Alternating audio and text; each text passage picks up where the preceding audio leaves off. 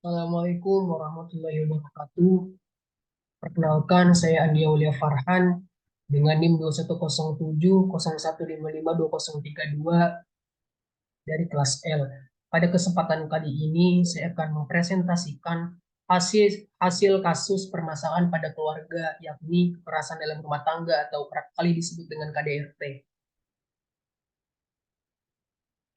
Pembahasan pertama akan saya jelaskan mengenai isu dari KDRT sendiri. Nah, KDRT sendiri merupakan perbuatan terhadap seorang terutama perempuan yang berakibat timbulnya kesengsaraan, penderitaan, baik itu penderitaan dari fisik, seksual, biologis, atau pelantaran rumah tangga, termasuk ancaman untuk melakukan perbuatan pemaksaan dan perampasan kemerdekaan secara melawan hukum dalam lingkup rumah tangga, dikutip dari pemerintah Indonesia tahun 2004. WHO menyatakan bahwa kekerasan penggunaan kekuatan fisik atau psikis dengan sengaja dengan melakukan pengancaman terhadap individu atau masyarakat yang berimplikasi pada gangguan psikis, luka kematian, kelainan perkembangan atau perampasan hak merupakan bentuk dari kekerasan yang perlu dihindari oleh masyarakat. Nah, di sini juga dijelaskan pula dan tercantum dalam Undang-Undang Nomor 23 Tahun 2004 mengenai penghapusan kekerasan dalam rumah tangga. Adapun bentuk kekerasan dalam rumah tangga, yang pertama itu ada kekerasan fisik, kekerasan psikis, kekerasan seksual, dan juga pelantaran rumah. Selanjutnya, ada pula data statistik mengenai KDRT yang terjadi di Indonesia. Dapat dilihat bahwa adanya lonjakan yang terjadi dari tahun ke tahun. Di sini terhitung bahwa dilihat dari tahun 2022, banyaknya 25.000 orang atau 25.000 masyarakat yang terdapat permasalahan kekerasan dalam rumah tangga, dan ini permasalahan mengacu pada perempuan atau lebih perempuan yang kena. Nah, selanjutnya ada teori yang mendasari dari kekerasan dalam rumah tangga sendiri. Yang pertama itu ada teori biologis. Nah, teori biologis ini menyatakan bahwa tidak ada hewan yang memiliki sifat agresif pada setiap dirinya, tetapi juga manusia sudah memiliki sejak lahir. Jadi di sini tidak hanya hewan yang memiliki sifat agresif, namun juga manusia dari sejak dari sejak kecil mempunyai sifat agresifnya. Yang kedua ada teori frustasi agresi.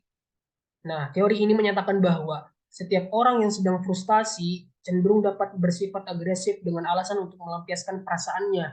Nah, di sini misalnya contoh permasalahan dalam sebuah keluarga, baik suami atau istri, yang ketika mereka misalnya ketika suami sedang sedang ada permasalahannya yang ia rasakan ketika berada di perusahaannya. Nah, perasaan perasaan frustasi atau marah itu justru ia lampiaskan pada saat sampai di rumah kepada istrinya. Jadi justru di sini tidak tidak apa namanya tidak tepat, karena seharusnya itu ketika dalam rumah ciptakan bagaimana kondisi yang harmonis sehingga anak akan melihat modeling kepada contoh dari kedua orang tuanya. Yang ketiga itu ada teori kontrol. Nah, pada teori ini menyatakan bahwa manusia yang memiliki hubungan tidak memuaskan atau tidak sesuai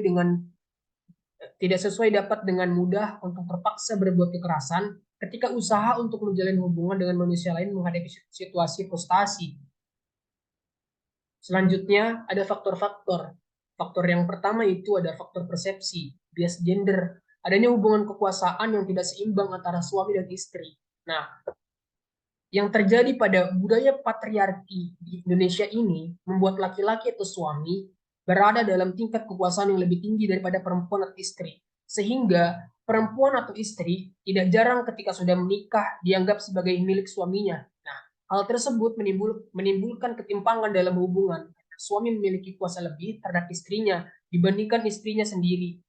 Nah, yang kedua itu ada faktor ekonomi. Nah, faktor ini menjadi faktor yang paling utama atau faktor yang paling teratas alasan faktor kekerasan dalam rumah tangga di Indonesia. Jadi, fenomena ini tidak jarang membuat sebagian istri tidak terbiasa mandiri atau berdaya secara ekonomi, sehingga ketika terjadi KDRT membuat istri harus bertahan. Nah, perilaku seperti ini juga membuat suami merasa memiliki kuasa lebih akan ketidakberdayaan dari istrinya. Yang terakhir ada faktor persepsi. Dalam memecahkan masalah, kekerasan terhadap istri terjadi biasanya dilatar belakangi oleh ketidaksesuaian harapan dengan kenyataan suami. Kekerasan dilakukan dengan tujuan agar jadi suami ini melakukan kekerasan kepada istrinya dengan dalih agar istrinya dapat memenuhi harapannya tanpa melakukan perlawanan karena ketidakberdayaannya. Fenomena ini juga masih menjadi salah satu dasar budaya dalam masyarakat bahwa jika perempuan atau istri tidak menurut, maka harus diperlakukan secara keras agar ia menjadi penurut. Namun realitanya, apabila suami melakukan kekerasan, baik itu secara verbal ataupun tidak verbal, justru akan membuat istri semakin tertekan. Dengan tertekan itu justru adanya kesenjangan atau permasalahan yang terjadi. Nah, ada pula dampak yang ditimbulkan dari kekerasan dalam rumah tangga. Yang pertama itu dampak fisik. Jadi dampak fisik di sini merupakan dampak yang terlihat dari anggota tubuh. Jadi meninggalkan perubahan bentuk fisik seperti lebam di permukaan kulit, benjol, adanya luka, atau bahkan patah tulang yang lebih parahnya. Yang kedua itu adalah kekerasan psikis, di mana kekerasan ini menimbulkan gangguan jiwa, baik itu gangguan yang diterima oleh istri atau korban, dan bahkan lebih jauhnya lagi anak dari pasangan itu juga akan mendapatkan imbasnya. Jadi kepercayaan diri dari seorang istri dan begitu sebaliknya akan menurun.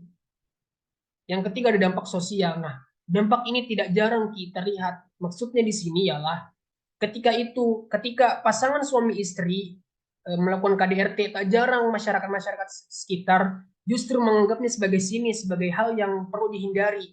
Dan ini termasuk dari dampak yang ditimbulkan dari KDRT. Nah, ada pula upaya. Nah, di sini tercantum dalam Undang-Undang Republik Indonesia Nomor 23 Tahun 2004 mengenai yang mengatur pemenuhan hak korban KDRT. Pada bab 4 pasal 10 tentang hak-hak korban terdapat 5 hal. Yang pertama itu perlindungan dari pihak keluarga, kepolisian, kejaksaan, advokat, lembaga sosial atau pihak lainnya, baik sementara maupun berdasarkan penetapan pemerintah perlindungan dari pengadilan. Yang kedua, ada pelayanan kesehatan sesuai dengan kebutuhan medis. Yang ketiga, penanganan secara khusus berkaitan dengan kerahasiaan korban. Yang keempat, pendampingan oleh pekerja sosial dan bantuan hukum pada setiap tingkat proses pemeriksaan sesuai dengan ketentuan peraturan perundang-undangan. Dan yang terakhir ialah pelayanan bimbingan rohani.